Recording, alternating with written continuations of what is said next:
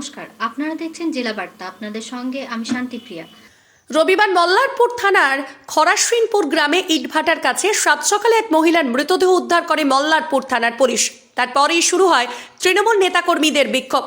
প্রতিবাদে পথে নামেন ময়ূরেশ্বর ১ নম্বর ব্লক তৃণমূলের নেতাকর্মীরা। আজ সকাল ১১টা নাগাদ রানীগঞ্জ মোড়গ্রাম ১৪ নম্বর জাতীয় সড়ক অবরোধ করেন তৃণমূল কর্মীরা। মল্লারপুর বাহিনী মোড়ে তৃণমূলের দলীয় পতাকা নিয়ে পথে বসে বিক্ষোভ দেখাতে শুরু করেন। তৃণমূল কর্মীদের দাবি, মৃত্যু মহিলাটি তৃণমূল কর্মী ছিলেন, তাকে ধর্ষণ করে নৃশংসভাবে খুন করা হয়েছে। বিজেপিরা চক্রান্ত করেই খুন করেছে বলে দাবি করেন তৃণমূল কর্মীরা। আরও বলেন, যারা এই খুনের সাথে যুক্ত তারা রাত্রিবেলায় দুষ্কৃতী, আর দিনের বেলায় বিজেপির ঝান্ডা নিয়ে ঘুরে ঘুরে বেড়াচ্ছে বেপরোয়াভাবে এই দুষ্কৃতীরা। মৃত মহিলাটির বাড়ি ময়ূরেশ্বর ১ নম্বর ব্লকের দক্ষিণ গ্রামের জেলেপাড়ায়। নাম কল্যাণী ধীবর। তিনি মাছ ব্যবসার সাথে যুক্ত ছিলেন। পরিবার সূত্রে জানা যায়, গতকাল রাত্রি থেকে নিখোঁজ ছিলেন কল্যাণী ধীবর। অনেক খোঁজাখুঁজির পরেও কোনো খবর মেলেনি।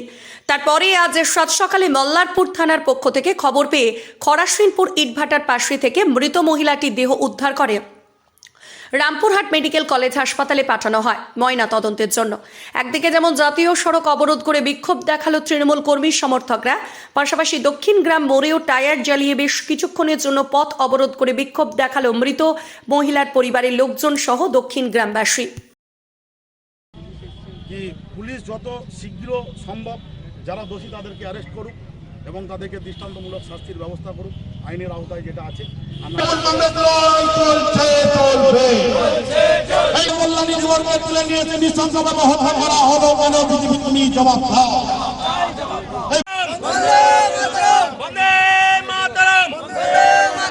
আমাদের এই দক্ষিণ গ্রামের মেয়ের নির্মম হত্যা তৃণমূল কংগ্রেস লড়ছে,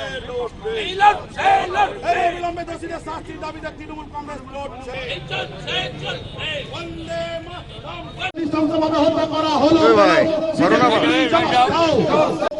দাবি ছিল, সেই দাবি হলো গতকাল রাত্রে আমাদের তাদের দোষীদের শাস্তির দাবিতে আজকে আমাদের এই পথ অবরোধ কর্মসূচি ছিল।